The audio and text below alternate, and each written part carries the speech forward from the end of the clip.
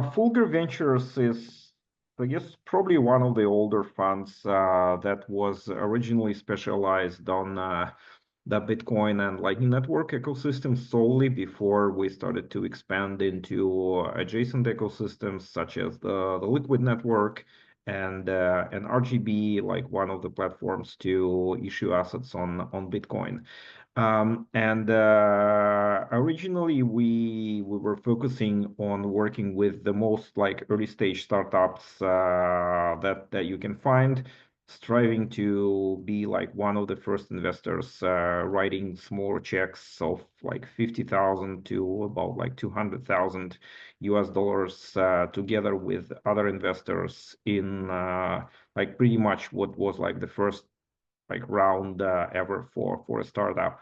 So more like a like pre-seed or like pre-seed round. Um, we've been able to build a portfolio of like several dozen startups over the years, about like 60 plus startups, geographically broadly distributed in most of the regions, maybe with the exception of a few, like mostly in the United States, in Europe, but also more recently in South America and in Southeast Asia. And yeah, we've deployed considerable amount of capital since inception, and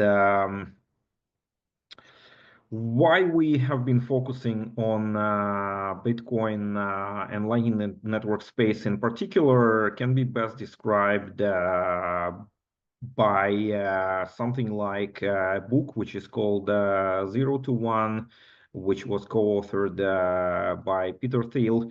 And basically what they're saying is that in the book is you're kind of like looking for sort of breakthrough ideas that you know and like nobody else agrees with.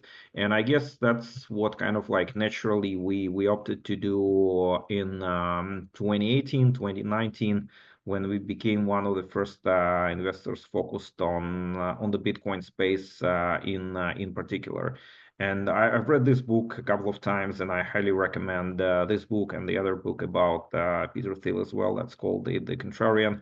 It's like really interesting way of like thinking about building large ecosystems and companies with network effect. I wouldn't probably be able to, and it wouldn't be kind of worthwhile to just like go through the book page by page, but highly recommend it. And We've primarily been looking at Bitcoin and the Bitcoin ecosystem as the enabler for payments infrastructure, for the infrastructure to transfer value, as we saw like blockchain and specifically the Bitcoin blockchain as kind of like the ultimate source of truth for immutable, irreversible transactions that can be recorded in like a decentralized way on a public ledger without counterparty risk. And as Jeff Bezos, I think, used to say in the beginning days of Amazon, like people would always want their goods to be delivered faster at a lower price, and same narrative, like same way of thinking could be also applied to like payments. You like as a counterparty to a payment, you would like most probably want payment to settle faster and with a lower cost. And this is what we believe is like the fundamental property of a blockchain, and specifically Bitcoin and its scaling layer, Lightning Network, to provide cheaper and faster transactions in the payment space. And layered architecture of Bitcoin that looks like internet is essentially what makes uh, according to like how we believe in it, makes Bitcoin like the most suitable technology stack for building this kind of innovative payment solutions. And when we started, most of the activity on the development side was around the Lightning Network, but later on, like Liquid Network, RGB, Taproot assets, Fedimint, eCash entered scene. So we'll be talking a little bit about them here as well. But in general, every new technology uh, goes through what's called like a technology adoption curve. You might have probably seen this. So there is like only a handful of enthusiasts in the beginning that are like playing around with technology, and then like as the technology becomes like more usable, the rough edges are like smoothened out, user experience is improving, then the technology is actually able to win like more like mind share and market share.